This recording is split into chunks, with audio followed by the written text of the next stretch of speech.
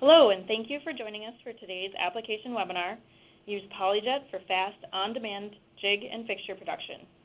My name is Kim Kaloran, and I'll be your host for today's event. Before we really get into the topic, I wanted to give you a brief overview of who Stratasys is. For those of you that may not already be familiar with the company, Stratasys manufactures 3D printing equipment and materials that create physical objects directly from digital data. Systems range from affordable desktop 3D printers to larger, more advanced 3D production systems, which run using the FDM, WDM, or PolyJet technologies. Stratasys Direct Manufacturing is a division of Stratasys, created by the merger of Solid Concepts, Harvest Technologies, and Red-Eye, focused on advanced manufacturing services and helping companies in diverse industries create new products in really every phase of the production process, tapping into a wide variety of the different additive manufacturing technologies, as you can see on the slide. Given all of this, really, Stratasys has an unmatched ability to meet customers' diverse needs, no matter what technology. So for today's event, I'd like to welcome our main presenter, Hila Deshe. Hila is part of the Stratasys corporate applications team focusing on PolyJet technology. She joined Stratasys in October 2013 and has been involved in application development, supporting new product development, and supporting in the creation of sales, samples, and models. Hila holds a bachelor's degree in industrial design from Holon Institute of Technology in Israel and has worked both as a designer and in the jewelry industry. So welcome to Hila. Thank you. One other quick note before I continue on. At the end of today's webinar, you will get a link where you can access these slides as well as the recording and other information on the jigs and fixtures with PolyJet topic. So I'm going to continue on doing one more slide before I completely pass it over to Hila. Wanted to get everyone kind of on the same baseline for the different applications for additive manufacturing kind of as an overall. So traditionally, additive manufacturing or 3D printing has been used to do concept modeling as well as functional prototypes, so really testing the form, fit, and function of a new product or product in development to see if it's going to work before you actually go to the traditional tooling to make that product. More and more, we're seeing that additive manufacturing is being used in two different arenas, manufacturing tools and production parts. And today we're going to be talking more about the manufacturing tools section. This is where the topic of jigs and fixtures fits. Additionally, things like gauges, templates, guides, patterns, molds, and dies fit in the manufacturing tools section.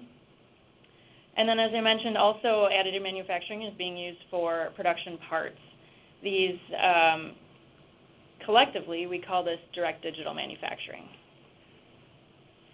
So now that we kind of see the landscape of additive manufacturing, I will turn it over to Hila to start on our topic today. Thank you, Kim. So when talking about jigs and fixtures using PolyJet, there is a major focus these days on additive manufacturing application.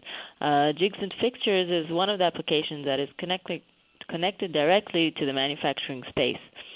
There's always a need for jigs and fixtures in the manufacturing process, but there isn't always the time or money to invest in creating them.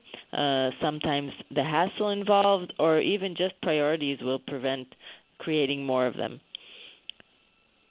Most customers that have a PolyJet system can also use it for creating jigs and fixtures. Even Stratasys uses their own systems to create many jigs and fixtures in the development process. In this slide, we can see a few examples of Stratasys using PolyJet for the production process. On the top image, we can see a vacuum calibration jig for the vacuum of the printers and a door handle for service engineers in the field. We will now see a short video about this application.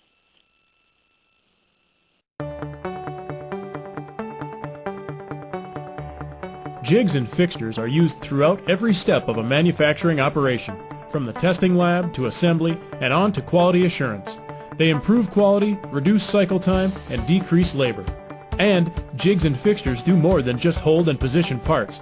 They're also used as templates, guides, gauges, trays, and other manufacturing aids, and can number in the hundreds or thousands, depending on the size of the manufacturer. But ask any company that uses them, and they will tell you that they could use more of these manufacturing aids, but don't. Why? Because the effort, time, and cost to machine them is an obstacle. Many jigs and fixtures are viewed as nice to have, but not worth the investment or the hassle in light of traditional manufacturing methods. Most users also want better jigs and fixtures that are lighter and optimized for a specific operation. However, conventional manufacturing like CNC machining limits the ability to make them quickly and affordably. 3D printing with PolyJet technology is the tool to put more jigs and fixtures to work, and it is the tool to make them perform better than their machined metal counterparts. Customers report that the automated, unattended PolyJet 3D printing process delivers jigs and fixtures 60 to 90% faster, while dropping the cost by 50 to 70% compared with conventional machining. Although time and money are always critical, the real value is that they can make them whenever the need arises. PolyJet turns jig and fixture making into a simple task instead of a multi-step project. Just design, print, and deploy. That efficiency can also reduce the time and hassle of locating a jig or fixture when it's needed. Moving to a digital inventory, customers simply reprint them rather than storing them between uses. Made from lightweight plastic, PolyJet jigs and fixtures are inherently more ergonomic, but when designs leverage the capabilities of 3D printing, ergonomics and overall performance can be optimized. This means faster production, higher throughput, and lower rework rates. PolyJet offers one more advantage that is unique to the technology. It can make multi-material jigs and fixtures in a single operation. Just imagine a rigid fixture with integrated rubber-like interface surfaces for non-slip and non-marring production work. You can also use multi-material 3D printing for labeling, to embed a fixture number, usage instructions, or alignment guides in your jig, fixture, template, gauge, or guide. The main benefit of using a PolyJet printer to manufacture jigs and fixtures is the time. It's so quick. We can design a jig during the day, print the jig at night, and the next day we come in. There's no need for any machining. We can then put that jig straight into production. Adding more jigs and fixtures throughout your operation will improve the bottom line. PolyJet is the tool to help you do that, and the tool to make each one perform better.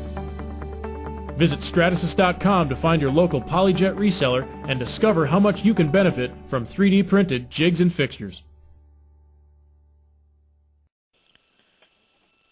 Okay, so after we learned a little bit about this application, in this presentation we will have a general overview about jigs and fixtures, see what the traditional process is, how PolyJet replaces that process, and what is the PolyJet role, what are the best fits for using PolyJet, and what are the benefits for using PolyJet for jigs and fixtures, and we will see a customer success story that is using many jigs and fixtures in their process.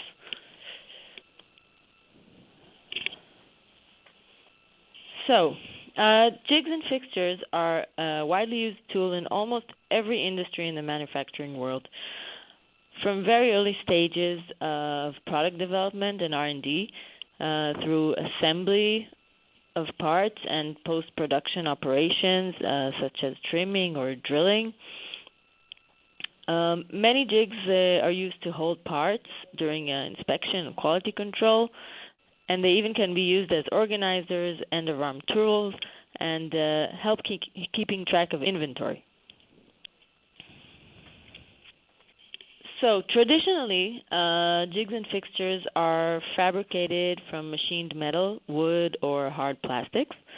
The process starts by defining the need for a jig or a fixture in the manufacturing process, then designing the jig or the fixture, creating the engineering drawings, programming the CNC machine and setting it up, the tools, machining the parts, one part or a few parts if we have an assembly, which might need multiple steps. And finally, assembling the jig or the fixture and testing it. Of course, if something doesn't work or we need to change something, we need to do the whole process from the beginning. Again, in this process, there might be even additional steps if the process is outsourced, like receiving quotes, creating POs, waiting for the part to be produced, etc. Each step requires people to do, so there can also be a lag time between steps waiting for resources.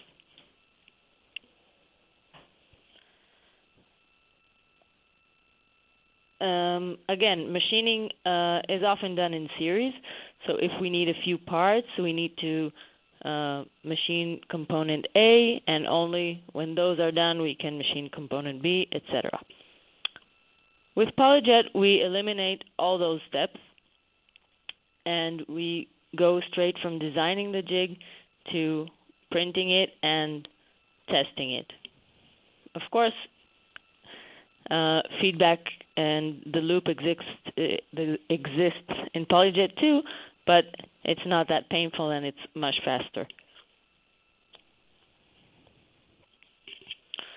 So, like we said, with PolyJet, we create the jig directly from the CAD file and the STL.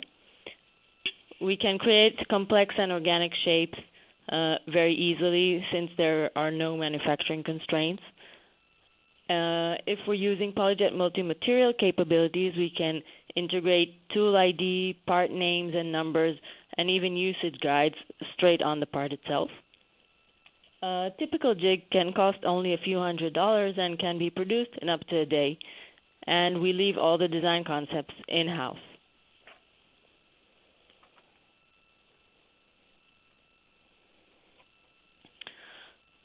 So when would be a best fit to use PolyJet for a jig?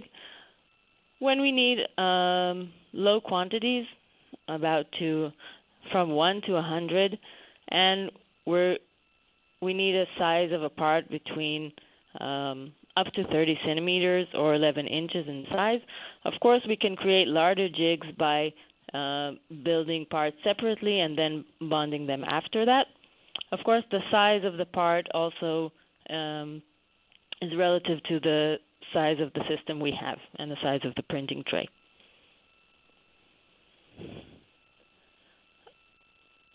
Most of the jigs that we need, most of the manufacturing environments are relatively moderate temperatures, moderate mechanical loads, and those are also a best fit when using PolyJet. As for the design elements of the part, moderate to thick walls are feasible and are a good fit for PolyJet. When we need frequent replacement, we just print another part really fast. And of course, complex and intricate designs can be printed without any more cost.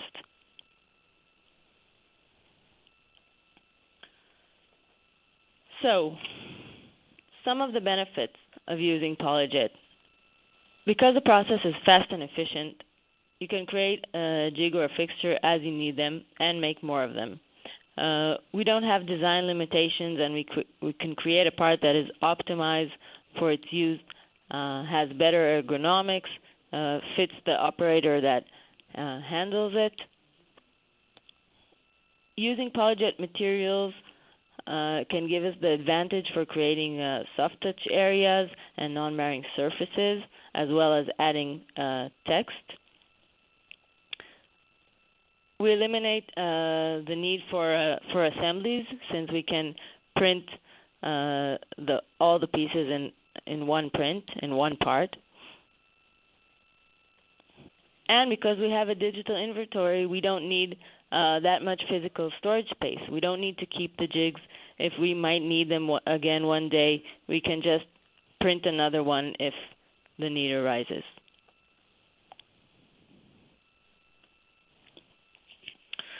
So our case study today is Rutland Plastics. Rutland Plastics are a custom injection molder, which means they create custom parts for their clients. Sometimes they have many secondary operations on the molded parts, which require fixtures. Of course, each fixture is customized for each job or each part that they create, and that changes a lot. Hence, they need many jigs and fixtures. For them, machining fixtures is very costly and time-consuming, and their in-house CNC machine is needed for creating production of molds. Using PolyJet fixtures basically frees up the CNC for production, and they can produce more molds for their jobs. They have used a lot the multi-material capabilities for creating non-mar surfaces to protect the parts they're holding, and for labeling. So for them, the benefit was really obvious. It was very fast and less expensive to create these jigs and fixtures with PolyJet. We will now see a video about Rutland Plastics.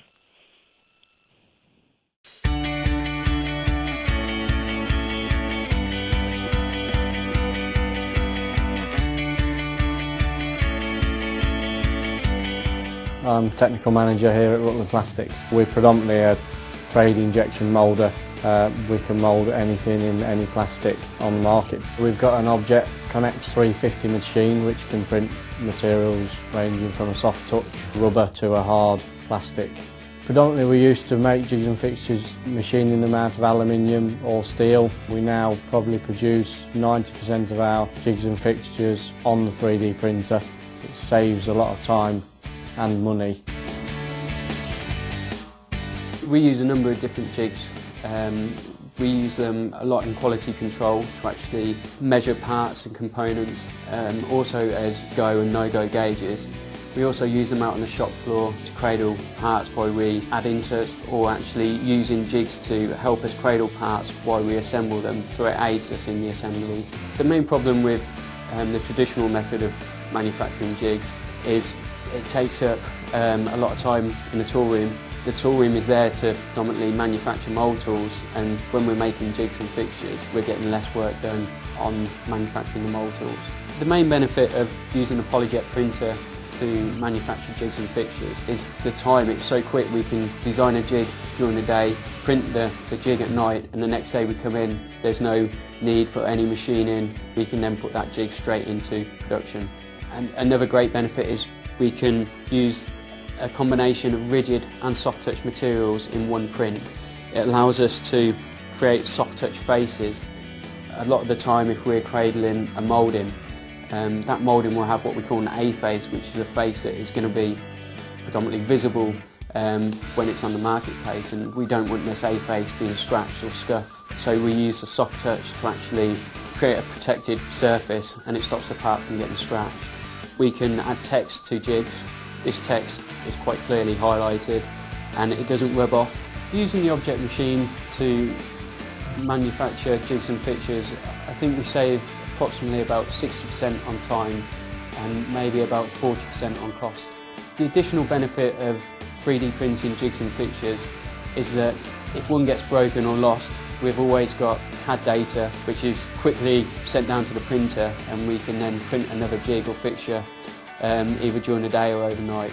We did look at other machines on the market, but we felt that the object machine would fit into our portfolio better and give us more versatility. If you were thinking of getting a PolyJet 3D printer, highly recommend it. Being a designer, we don't have machining constraints anymore. We can literally 3D print something that we wouldn't be able to manufacture any other way.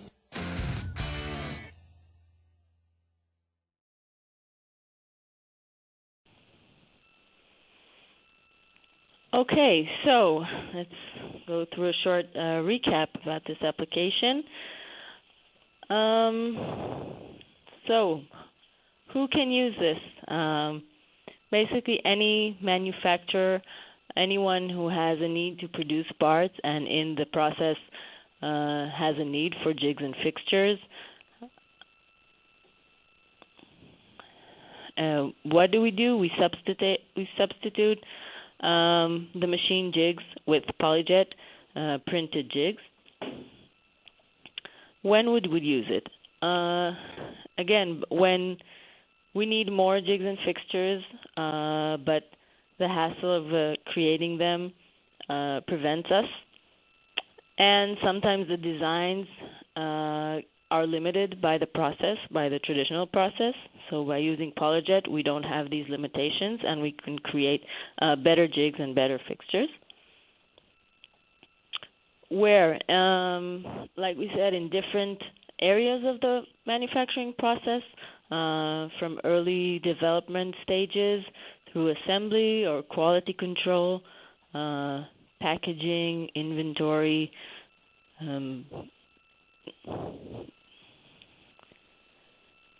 and why? Because it's simple, automated, easy, fast, and very efficient, and creates us parts that have better performance. Great. Thank you, Hila. Thank you. In a minute, we'll take any questions that have come in from attendees during the presentation.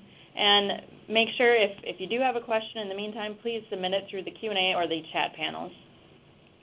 After today's event, as I mentioned before, you will have access to download a copy of these slides as well as the webinar recording. And you can find those at www.stratasys.com/webinar-PJ Jigs and Fixtures. Also at this URL, there will be links to download additional documents on the application, technical guide, and customer story and application brief.